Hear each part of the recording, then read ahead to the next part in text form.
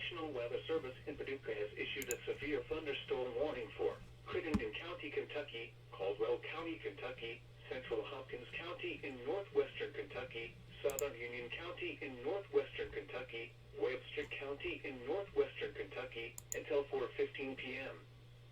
At 3:35 p.m., severe thunderstorms were located along a line extending from Sturgis to 9 miles east of Rosiclare, moving southeast at 40 miles per hour. Expected hazards include 60 miles per hour wind gusts and quarter-size hail. This is a radar-indicated threat. The storm has a history of producing quarter-size hail.